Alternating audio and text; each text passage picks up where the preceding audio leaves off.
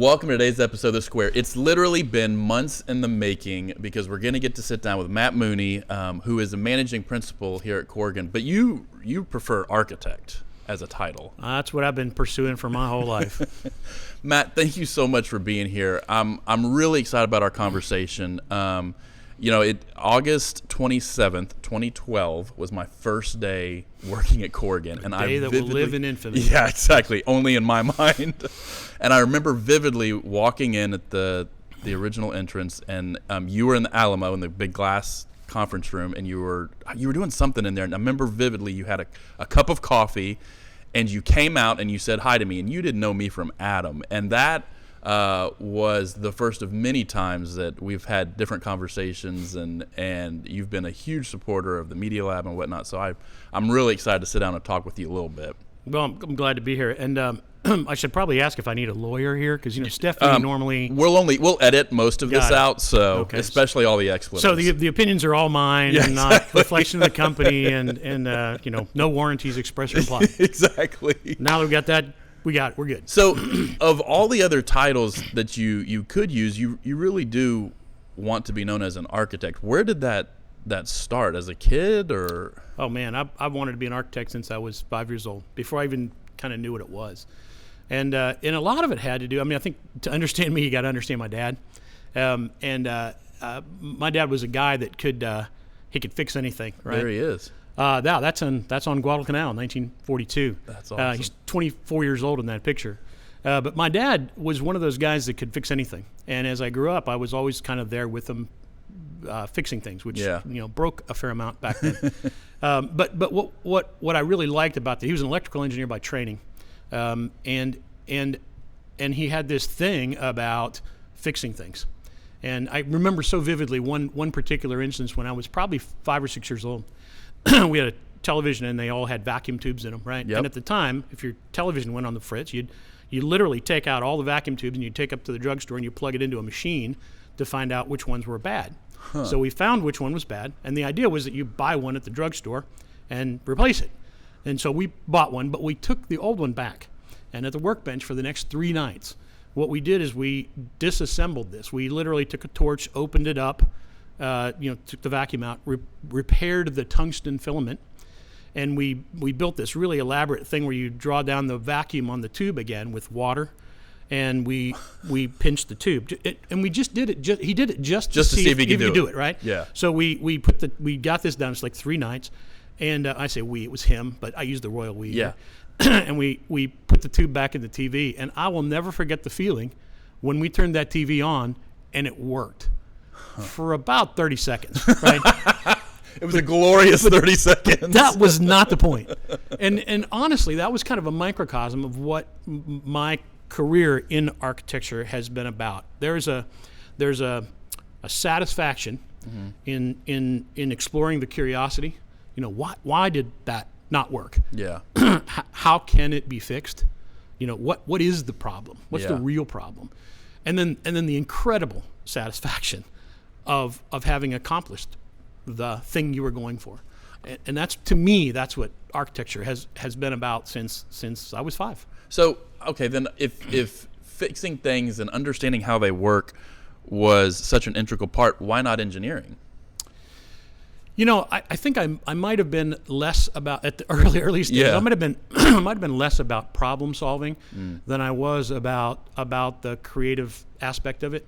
That was always a draw for me. Yeah. And I guess to some degree, and maybe it was because my dad, as an engineer, and he was an engineer at Westinghouse for all these years.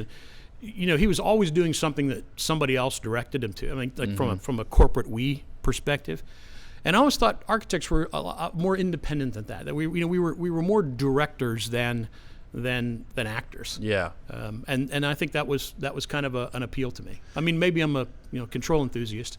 Maybe I don't know. But we'll bring up some subordinates later.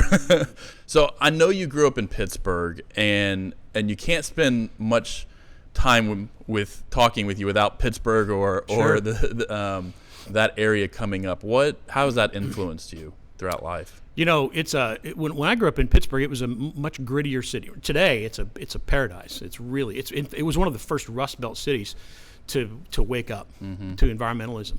I mean, there was the Monongahela River and the Allegheny River flowed into the Ohio, and literally the Monongahela was brown and the Allegheny was green, and you could literally see a line where they formed, and there were tree trunks and bodies and everything, and it was terrible. Yeah. And the air was awful. And this was, I was 7, 8 years old, during the 60s. Yeah.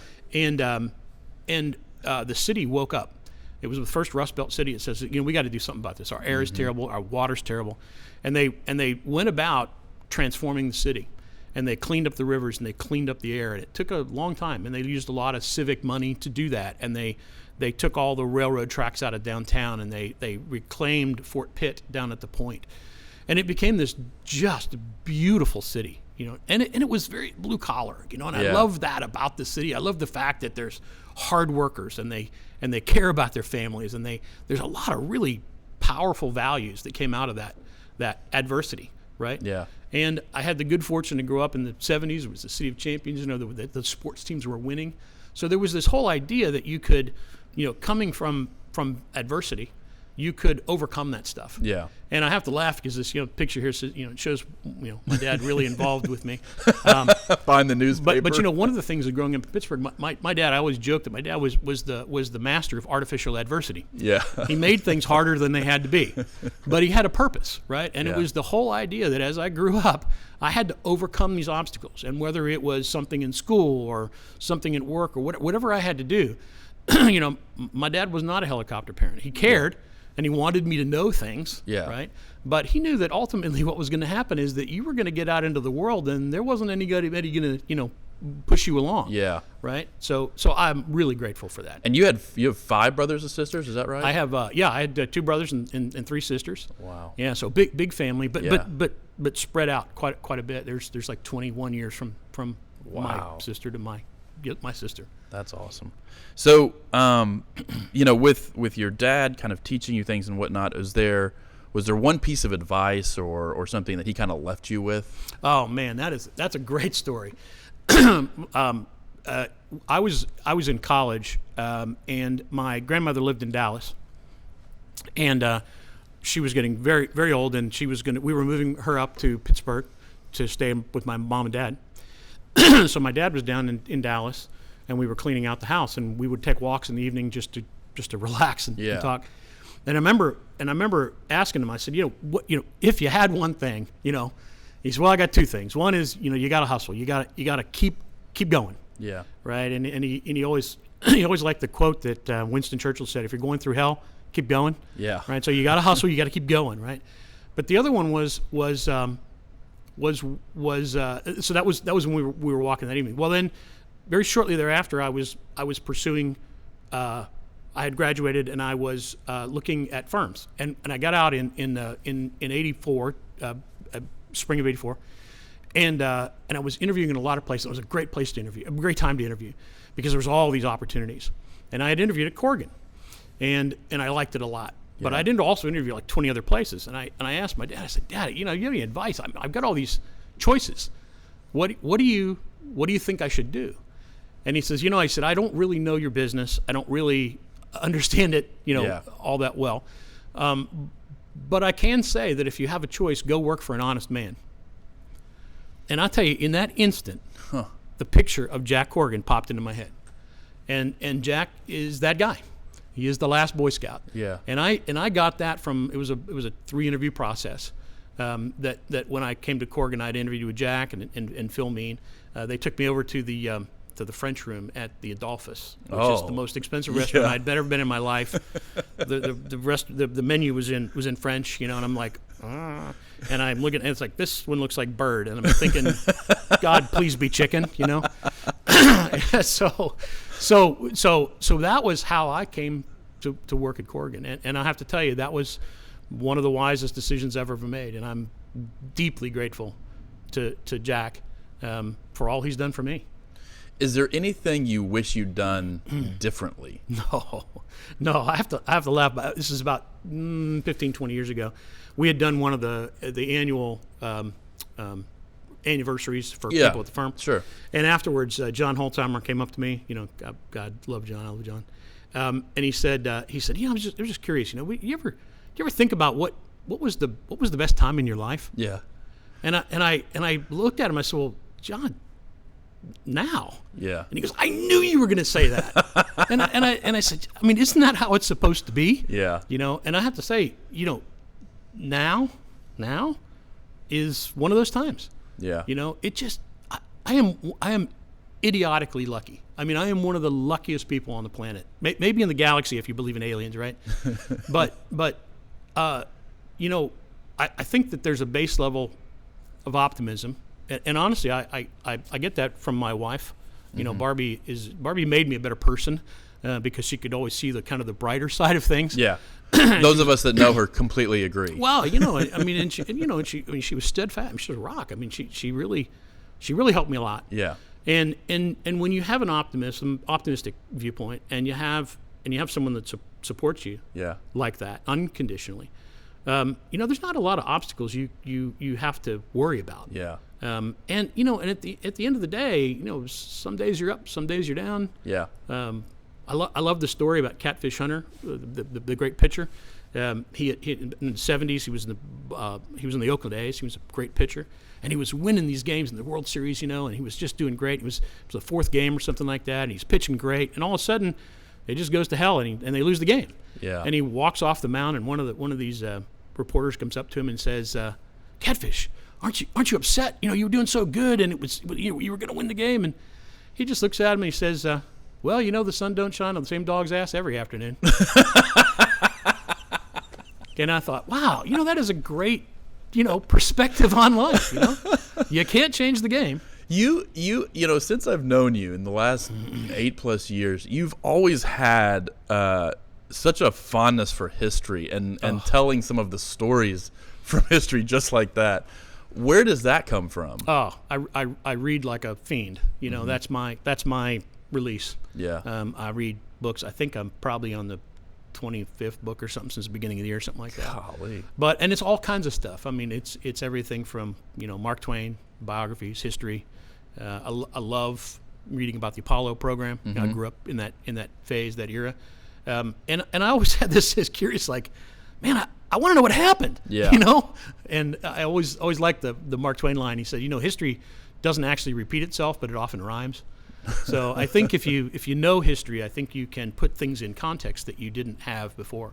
Yeah. You know, and context is, you know, from an architectural perspective, I think if you really boil it down, it's about curiosity in context, right? I think you have to ask the right questions, understanding the circumstances that you're in.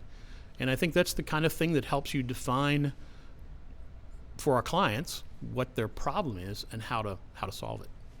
I'm sure there are many projects that stand out kind of over the career and even more coming, but can you share a couple with me that stand out in your mind? Yeah, I mean, probably one of the more pivotal ones was the Alliance Hangar, the American Airlines Alliance Hangar. We actually have, for a different project, we shot some footage of that. Of course. That I'm going to show. Of course you did. Because I remember you saying in the past that this was one of your favorite projects because of the intricacy involved. Well, and the point in my career, too. I mean, this was, you know, by the way, job number 8876. You got to know those things, right? This was a really pivotal project for me because up until this time, I'd been, my first 5 years, 4 or 5 years, at Corgan was working in schools, which was fabulous experience because at the time you were doing design, bid, build. The drawings had to be really good. Right. So when this opportunity came up, Bob Morris had just become a new principal, and he didn't have any staff. And I thought, you know, I want to work with Bob, and I want to work on this project. So I moved from one team to another. And I mean, there was scorched earth behind me because they were not happy about that. But this was very early in my career. You know, 5 years in, I was a project manager. I didn't know the front end from the back end. And this was a 789,000 square foot facility. It has shops and heavy shops, and it is what they call a C-check hangar. And what they do is they bring aircraft in, they take them down to their bones, and then they refurbish them. This is, at the time, was the largest cantilevered hangar in the world. The vertical elements there are all concrete, and then you'll see those big steel arms that go back out and they hold up the roof. the main bay, this is a 7-bay wide body. You put 7 wide body aircraft in it at one time. This thing was 300 feet deep and a quarter mile long with no columns. And the doors, no columns. No columns. And the doors were 75 feet tall. They were they were on train tracks, basically. Yeah. And it was such a large building that the temperature difference, I mean, when we literally built this, there were giant box trusses that go under each one of those arms that we had to line up. We had to line up the box. When I say we, again, right. It was the royal we. It wasn't. Yeah. I didn't lift any of this stuff personally. So they had a cradle underneath it, and the box truss was there, and then the big arms were down, and there were eyelets in the arms, and there were eyelets in the truss. Right. And we had to wait for the right temperature, the right time of morning, so that as the sun rose, the temperature, because the end of these things would move up and down like 3-4 feet in a day, just because of the temperature. So what happens is that arm, it would literally swell to the point where the eyelet lined up, and then they had a crane lift these giant pins in each end of it, and you only had like 8 minutes to get it. There was like a window that you had to hit it. And we missed a window once, and we had to come back the next morning and do the other pin. But it was gigantic. I mean, you could walk in the gutters for these things. They were made out of stainless steel. Yeah. And I learned another interesting lesson on this too, is that I did not know at the time that your hard hat had an expiration date on it. And the way I found out that was we were up in the catwalks one day, and I happened to look over, and my hard hat fell off and went 75 feet down and just pinged like an egg. It just shattered. Oh, no. And that's when I found out that they have an expiration date. And, here it was an heirloom for me. It was one of the first things I got at Corgan. I loved it, and there it was on the ground in a bunch of pieces. That's probably the best way to find out that your hard hat has an expiration date. Yeah. No kidding. All right, so tell me something that you love that has nothing to do with architecture. I love my wife. Well, for good reason. Like I said, I love to read, and it's the escape. My mind is always. When I'm here at work, my mind's always going. You're always trying to. I'm an innate problem solver. I'm always thinking about that sort of thing. So when I'm reading about something, it's an escape. And whether I'm reading the cereal box or a book about the moon rover or something, my mind is there, and to me that's the great escape. When a few different people heard we were actually going to sit down and talk, this picture got sent to me by like 7 different people. Yeah, I need to know the story behind it. I mean, it looks like you're about to just dominate right there. Well, so that's good. This was actually in the middle of one of my anti-gravity experiments. So was this at like a? This was at a. There's actually a little story behind that, as there always is. Yes. Right? I'm a story guy. This was at the annual volleyball tournament for Corgan. We would have it every September-ish, right, in Teetsy Park over there off of Skillman, and at some point, I'm pretty sure that we were hiring for volleyball. People were getting taller, more athletic. So that's Phil Mean over there, by the way. Is it really? Yeah, you can't see it. At any rate, there was a great story that it would get to the point we would do this year after year after year. Yeah. And at one point there was we would make T-shirts, right, to the 8th annual blah blah blah. Yeah. Right? So one year, and it was all a very grassroots kind of a thing. Somebody in the firm would do it. And there was a guy who made the T-shirts for one, and the T-shirt was the theme that year was Jurassic Park. Okay. Right? And it was all like a Jurassic Park logo thing, but it says, "Get your ass in the park." Okay, right? Got it. And everybody went, "Ha ha, it's funny." Jack did not like it at all. There might be 3 of those T-shirts left. I think he found them all and burned them. That was just not us. But yeah, this was the Jurassic Park there. I wish I had video. I can't imagine. I'm really pleased. You're pretty sure you spiked on Phil at this point, right? Yeah, I'm pretty pleased you don't have video. I have no idea. But I'm going to have to hunt down that digital copy and just burn that just like the shirts. Pretty much. You, as I said at the beginning, you've always been a big proponent, not blindly, but a big proponent of the Media Lab and the storytelling and guiding, particularly John, but the entire lab as to the things that we should pursue. One of those was a drone operation that Luke kind of helped us start. And the first thing that we droned was a new project you were working on, personal project, which was your house, the house you built out of containers. Yep. Tell me a little bit about what led to you wanting to design this container house. Sure. When I was in college, mostly graduate school, I just thought they were really fascinating. I had a friend whose father worked at one of the shipping yards, and we went one day and just got to crawl around them all. And I always thought they were really interesting pieces of equipment. You know, they were the biggest Lego blocks you could find at the time, right? And they are equipment. They are leased because of tax laws. They are leased equipment, and they depreciate over a shorter period of time. So when they depreciate and you get your money back out of them, you can retain them and keep making money on them. So, Right. so they're really interesting things. They're beautifully built. They were imagined in the early 50s for a global transition of goods and services around the world. And so they were made to stack, and they were very modular, and they were the same, even though there were 45 different languages that people spoke, right? So I had this kind of real interest when I was in college, and I thought, someday I'd love to build with those things. And it just never went away. I always kind of thought about it. And finally, we got to the point where my wife and I were walking around the neighborhood one day, and we looked back near a blank lot, and we might ought to build a house. And she goes, look, you're going to do this when you're 50 or when you're 60, right? I mean, when you call to action here. And I got to be really thinking about it. And I thought, you know what? We have the means. We have the ability to do it. Let's go do it. Yeah. And I wanted to do it differently than everybody else did. I mean, a lot of container houses are very low end, low cost, kind of simple, which is great. I wanted it simple.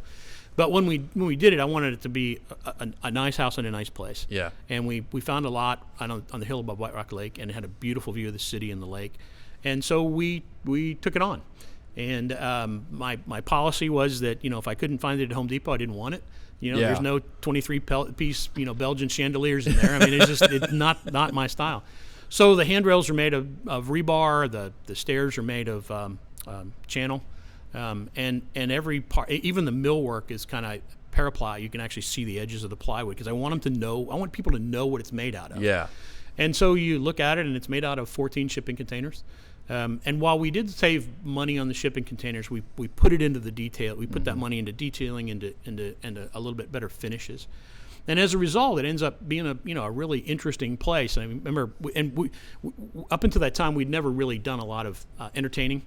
And at the time, we decided that what we wanted to do is and this is, again, my wife's influence, is that 3 or 4 times of the year, we wanted to make the house available to some charity. Right. And raise money for charities. And we decided we were going to do, 3 or 4 a year. And that first year, we did like 9 or something. It was silly. And I remember one particular one was the Hexter Elementary walk through. You know how they do homes tour. Yeah. Right. Yeah. And there are a lot of people walking through it, and people oohing and ahhing and stuff. And I'll never forget, there's one lady coming in with her boyfriend, and she was haranguing the crap out of him from the minute he walked in. I mean, you can just hear it's like, it's like, oh, God help me. So we get in there, and all of a sudden, she stopped. She's quiet, and you kind of, it's one of those things you kind of look over. It's kind of noticeable that she's quiet now. So she's quiet, and she's looking around, and she puts her hands on her hips, and she goes, "This is not as bad as I thought it was going to be." I thought, this is the highest compliment I could possibly get. Yeah. So. I remember because where the lot is located, basically across the street's the park and the parking lot for the park, and going down to White Rock. And I remember when we were droning, and we had that there were these big cranes, obviously, that were lifting. And you were practically stopping traffic, and people were pulling over and parking at the park just so they could watch what was happening. It was silly. It was a spectacle, but it was such a cool project, but also just an incredible view it's amazing. of everything laid out in front of the house with White Rock Lake and the hill and everything. Yeah, it's a view to the southwest, and it looks over the lake, and it has the skyline. And one of the big things we did is we put a roof deck on it for the entertainment, for the charity stuff. And you go up onto the roof deck. It's about 1,000 square feet, and it has this fantastic panorama of Dallas, and it really is special when the lights go down and you have a lot of people in there. Particularly, we were doing one. Our opening gala was for the Creative Arts Center, and we set it out. We set that date out as far as we could possibly set it out. And Yeah. we'll be done. Pff, no problem. No problem. Of course, the day before we're putting sod in. It's typical residential construction.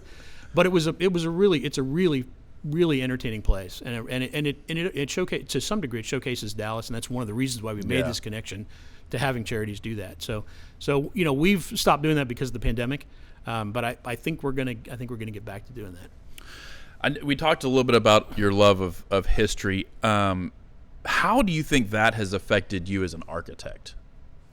Well, I think it has to do with one thing that I learned about history is nothing's original. Yeah, fair right? enough. I mean, that's not really actually true, but it does give me context, and it gives me a bit of confidence too that if I ever kind of venture into something that I'm unsure of, that there is history, people that know things about stuff. We're doing a study for a big defense contractor right now on their campus, and this is a campus that's been built over 60, 70 years, and these buildings accrete. This building happened, that building happened, and they just end up being wandered all over the place, right?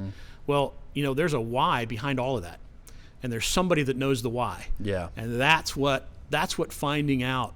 Finding the people that know the history of the place, and why this building was here, or why it was done this way, or why it hasn't been taken down. Yeah, there's a really importance. When we talk about how much architecture has changed, right?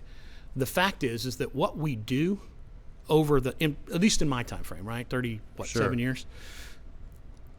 What we do has really not changed that much. Well, what we do essentially is that we listen well. We are curious. We find out what our clients' problems are. Not their personal ones, but their business ones. Yeah. Right. We organize those challenges, and we methodically solve them. So that part of our business, and we do it creatively. That's the other thing. We're really creative. God, Hugo, it's fantastic, right? Yeah. Media Lab. So we solve our clients. We organize and solve our clients' problems, and that doesn't change. What's unbelievable though is the how we solve those. Yeah. Right.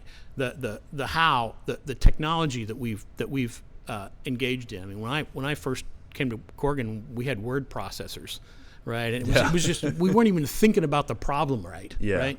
But we had word processors. I remember being in a management meeting because I was promoted pretty early to associate, at a time when there was principal and associate, and that was all there was.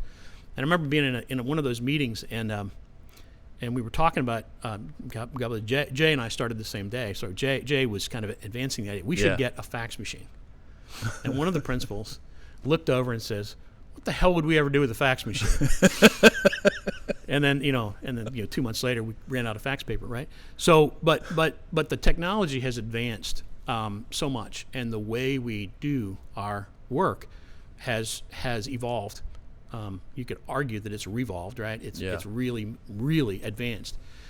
To me, the only way we could keep up with that is with having our younger and younger staff be as brilliant, honestly, as they are. It staggers me how smart our staff is. Yeah. Right. And one of the skill sets I think that is really advantageous in this day and age is to of course, they grew up on PCs and pacifiers, so there's no fear of computers, right? Right. But we didn't have them when we grew up, so it's a little bit foreign to me.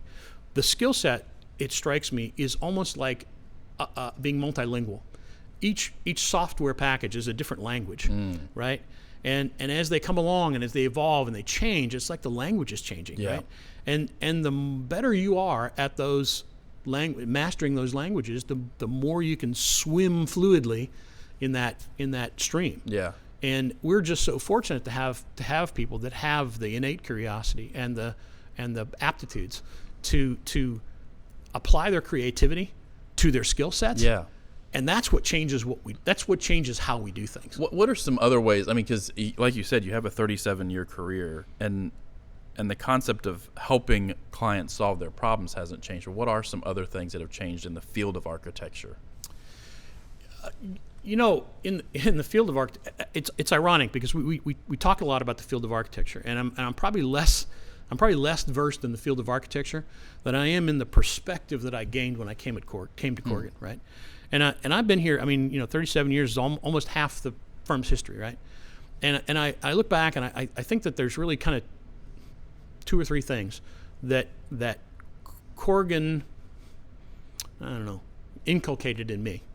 One was, this place is a leadership incubator, right? I have seen more quality leaders grow out of this firm than you could shake a stick at. It's amazing, and I want to come back to that in just a second. The second thing is that Corgan, from the day I started here, Corgan was characterized to me as a business first. You couldn't do architecture unless you were good business people, right? And then the third thing I would say is that there was a strong ethical foundation. And that ethical foundation says that we're not going to cut corners. We're going to treat all of our team members, whether they're up or down the food chain, like we'd want to be treated ourselves, which has really distinguished us. And then we are about service, right? So if you look at our firm, and I find this really interesting, is that of course Jack Corgan founded it, and for the first 40-ish years, 35, 40 years, he established the practice. He developed the profile. It was a relatively small practice, very small practice. Sole proprietorship. You were up, you spent the money. You were down, you didn't spend the money, and it was a real feast or famine kind of a thing. But he built the diversity in our project base, or our project types, right? Yeah. And in the mid '70s, his son C. Jack came in. And at a pretty dire time. I mean, the firm was really in pretty dire straits, and it had almost run its course in the sense that his father had taken it as far as he could. Yeah. And CJ came in with this business perspective, and he kind of shook the firm by the scruff of the neck, brought in the right people, and established, for the next 25 years, the whole idea that we're going to build a business practice that's going to do great architecture. Yeah. And it's going to be founded on client service. And I got here like right in the middle of that, with about 10 years after Jack got here, and I got here when there was about 30 people, and now I checked this morning, there's 594 people. Golly. Which is a staggering amount, right? But back then, we were a business, and we had to make money on our projects, and we had to learn how to do that. And if it wasn't, you could draw as pretty pictures as you want, but if you couldn't run a project, you really probably didn't have a place here, right? Well, then, as Jack firmly put that in place, and all of us were brainwashed into that zone, right?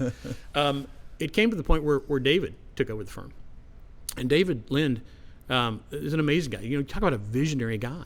I mean, he could see big things that weren't there, and convince other people to go get those things, right?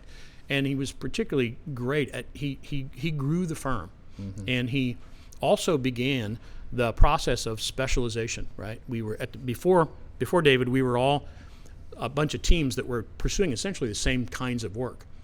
But when David came on board, we began to migrate to a specialty, where we're doing aviation and data centers and interiors and so on. Yeah. So David, and ironically, David's love was making things happen. It wasn't running a firm. Yeah. Right. And I think that's another characteristic of leadership in our firm, right? Sometimes you just have to do the things you don't want to do. Yeah. And it takes a lot of courage. It takes a lot of perseverance. And as I look through, Jack, and then C. Jack, and David, and then Bob, and Scott, and Lindsay, and Steve, we owe those guys so much. Yeah. And they're to some degree they're putting their passions on hold for other passions, right? For making the firm go. I mean, you should go around if you're at Corgan, and by the way, you're an employee owner, which is an amazing thing, right? Yeah. It would be entirely appropriate for you to thank Lindsay and Steve and Scott for the work that they do. I mean, there's not a harder job in this firm, and it's like running a firm is like, it's like doing 3-dimensional chess while you're going down the highway at 1,000 miles an hour. You just don't with no windshield, right? And you don't know what's going to happen. Yeah, and you don't know what's going to hit you, and it's an entirely different patience level. Yeah, right. And you have to deal with with people like me, which is not easy.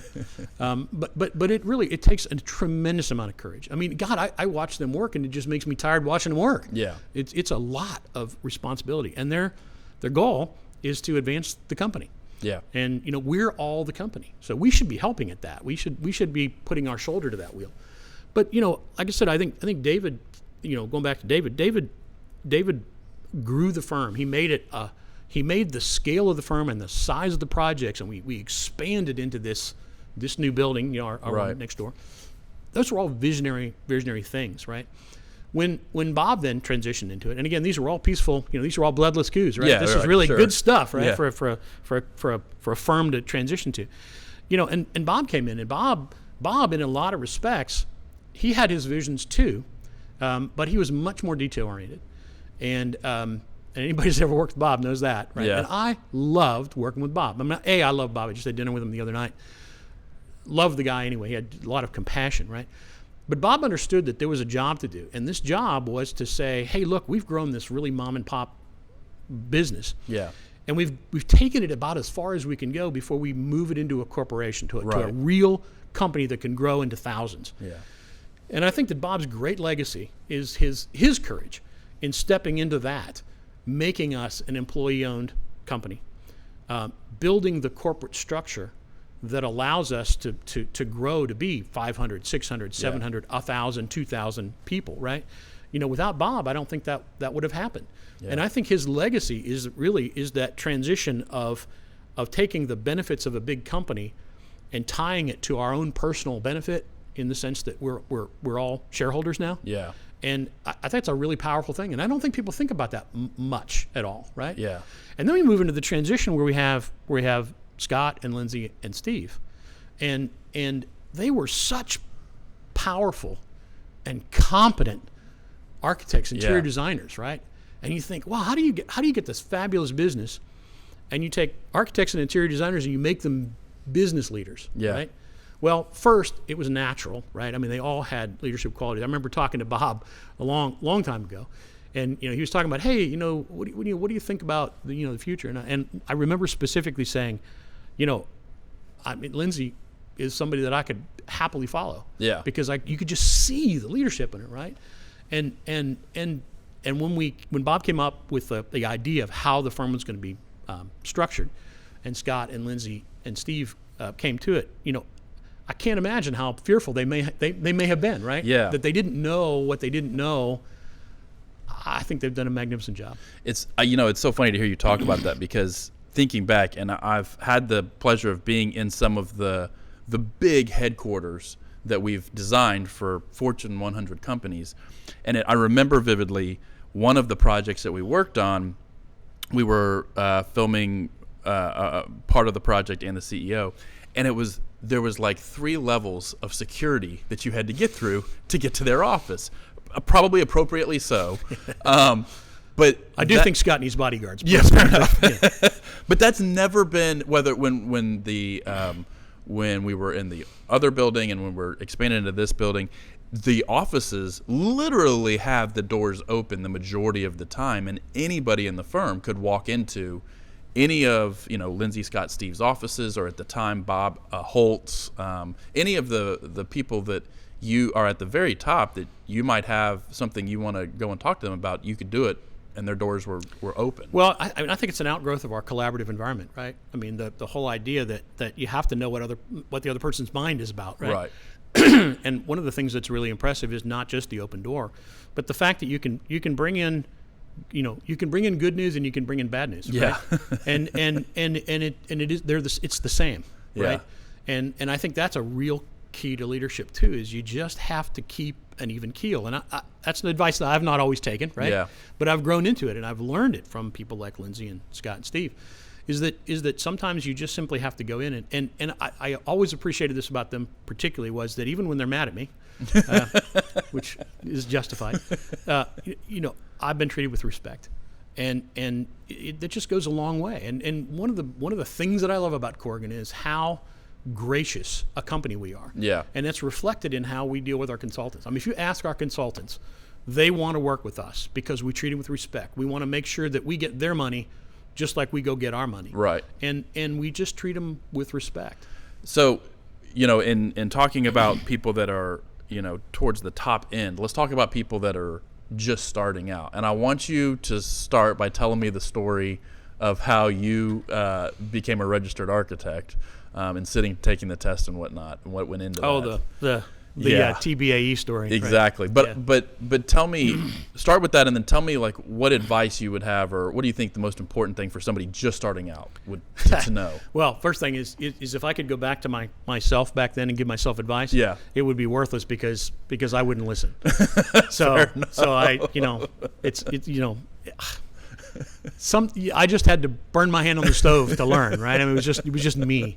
But I'm not sure that any advice I could give anybody would be that useful to them, because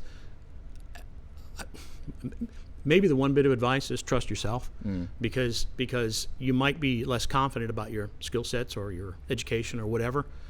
You are way smarter than you think. And if you follow the rules a little bit, you'll persevere and you'll get through, and it's going to be fine. And you're going to have good days and bad days. This is a career. To paraphrase Billy Joel, you may love it forever, but you won't like it all the time. Yeah. It'll be tough times. You just have to get through those tough times. So persevere is probably my one word of advice. But the story you talk about is that I've always been an impatient person. I've always been a goal-oriented person. Even from very young, I'd like focus on a goal, hit that goal, next goal, next goal, next goal. So I was in that phase where I was going from goal to goal, and I got out of high school and I went to college. My goal was to get an undergraduate degree, get a graduate degree, get registered, build my career as an architect, and everything was goal, goal, goal. So I had gone to Texas A&M, and I had taken a lot of classes just because I just wanted to get through it. And I'd come home in the summers, and I'd work first at a gas station. And then I found a job working at an architect's office, a guy named Tasso Katselis, who was actually for a brief time an apprentice under Frank Lloyd Wright. Oh, okay. Really, really fascinating guy. So 2 summers I got to work for Tasso, and I was building up my intern development program experience credits at the same time that I was really going through school pretty fast. So I did my undergraduate degree in like 3.5 years, and then I went right into graduate school, and I did that in about 6 months. And it was like a 4.2 program, I guess it was, and I managed to do it in like a little over 4.5 years. So I got out of school, and it was a great time to get out of school and do a lot of interviewing, and got a job here at Corgan and started cranking on my IDP again. So I was already pretty far ahead of the game. So about a year in, I had all my IDP credits. I had my bachelor's and my master's degree. And I applied to go sit for the exam. And at the time, it was given once a year, so you missed it, you didn't get a chance to do it. Right. It was a 4-day exam, about 12 hours a day in a row, right? It was over in Fort Worth. And, if you missed it, you missed it. And there were 9 parts to it, and you'd pass however many you passed, and then you get the next year and you take the ones you missed, right? So up until that time, nobody at Corgan had ever missed any exam. You always passed it the first time, which was like no pressure. No pressure at all. So I did everything up. I was studying like an idiot. I was going on the bus. I had 2 hours to study every day. And I got to the point where I was ready to take the exam, and I got a letter from the Texas Board of Architectural Examiners, and it said, "Sorry, you're not going to be taking the exam." And I didn't understand that. So they pointed me to this pretty obscure little paragraph in their bylaws that was pretty vague. Yeah. About first professional degree. And so I said, well, I called them up, and they said, well, tough luck. You got to come in next year. And I said, well, why are you doing this? I mean, why I meet these requirements. And they said, well, we just think you're too young. And I was like, wait a minute. I'm sorry, I can't control that, right? Yeah. But they said, look, if you want to, you can appeal this before the board. And the board at the time was like 24 members. There was some engineers and architects and members of the community and that sort of thing. And I said, okay, fine, let me just do that. So I reached out to my professors, and I reached out to other organizations to help me prepare for this interview, which was coming right up, and then the exam was like right after that. So had to travel down to Austin, went down there, and I gave a half-hour impassioned plea about hey, look, I've met all your requirements. You're arguing about my undergraduate degree being a first professional degree and my master's not, being the argument was that my master's was my first professional degree, but I had a bachelor's degree and I could make the argument. So did this argument, half an hour long, and I ended by basically saying, look, I'm just looking for fairness here. Yeah. And it's not fair what you're doing. They voted unanimously to they agreed with me. They agreed to change the wording in their bylaws. They made a agreement to make it retroactive so that I could sit for the exam. Which was like the next week. Which was like the next week. 2 weeks away maybe. So as they were going out, I'll never forget, one of the civilian members of the board was Ross Perot Jr. And I remember shaking my hand, and he goes, now, kid, just remember, you got to pass the exam. Yeah. And I'm thinking, thanks for that vote of confidence, right? So the 2 weeks went, and you'd sit for the exam, and you crush it. And then you have to wait for like 3 or 4 months to get your results. Yeah. And thank God I passed it on the first time. Well, about 3 months, 2-3 months after that, I got a really nice letter from Dr. Roberts, who was the head of the TBIE at the time. And basically it said our records indicate that due to the change we made at the board meeting, that you're the youngest registered architect in the state of Texas at this time. Now I'm sure awesome. that 2 days later there was another one, but at the moment it was a very gracious thing for him to do. It was very nice, and so that was my little story about the TBAE. So from that point to where we are now, where do you think the future of architecture is? If I knew that, I'd probably be making millions of dollars. A lot of money, right? Yeah. Do you think not much is probably going to change in terms of helping people with their problems? It sounds like. No, I think the core issue is going to be that it's how we achieve it. I'm fascinated by the technologies that we apply. The manufacturing stuff, the 3D printing of buildings and houses and parts and that sort of thing. But on one level, and this is going to sound really bad, but I don't care. Yeah. Right? To me, architecture has always been about the satisfaction of solving the problem and of doing it, with other people, collaboratively, making, understanding, clarifying, figuring it out. To me, it doesn't matter whether you've got a ray gun to do it or a handheld printer, right? Yeah. My thing has always been about satisfaction. And I think there's a significant thing for me is that, I talked before about being goal-oriented. Very early in my career, and through a very large portion of my career, I was very goal-oriented. And I'd get to the point where I'd make the goal, and there'd be a little bit of disappointment after you made it, because it's like, okay. It's like finishing a book. I loved it. I wanted to do that again. But what ended up happening is it became this kind of thing that said, that I realized was very cyclical, right? Mm-hmm. And as I looked at that, I realized that maybe this was more about the journey than the destination. And it came to me one time when I was very busy and we were doing a lot of stuff, and I had this tendency to like over prepare for meetings. And the meeting was coming up, and I just didn't have time. I just didn't have time to prepare. Yeah. And it was one of those things where you just got to do what you got to do. So I remember going to that meeting with a lot of trepidation because it was outside my comfort zone, and I hadn't prepared well. And the meeting went great. It went fabulous. It was, it was a real freewheeling meeting. The ideas were pushed around, and it turned out really well. And I came out of that meeting thinking, that wasn't half bad. I mean, I kind of feel better that than having met a goal. Yeah. And that became kind of the journey. That became the idea that I had kind of reached a plateau for me anyway. That said, I have enough skill sets to wade into situations that I don't have to know everything beforehand. Yeah. And that I can, and maybe that's a small advantage. And so what it began for me was more of an appreciation for the journey, and a focus on the satisfaction of what I do rather than the accomplishment of what I do. And I have to tell you, that's been one of like the most pivotal changes for me in my life. I think Brian George had a lot to do with helping me see that. Yeah. Bob Morris helped me see that.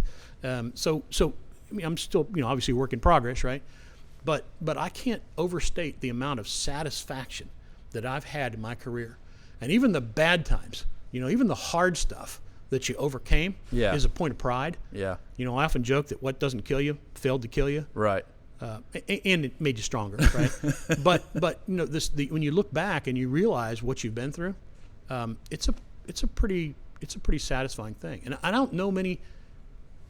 I know a lot of people that have their jobs and they don't necessarily like them. Yeah. But the people I know that love their jobs are ones that have found satisfaction in them. Well, I can't think of a much better place to leave it than that. Matt, thank you Sure. for spending this hour with us. I really appreciate it. Thank you for watching, and you can also check us out on whatever podcast platform you use. We're now across, I think, 8 different ones. So if you're sitting in the car and want to listen, please feel free to pick that up. Check out the description below. Thank you again for joining us.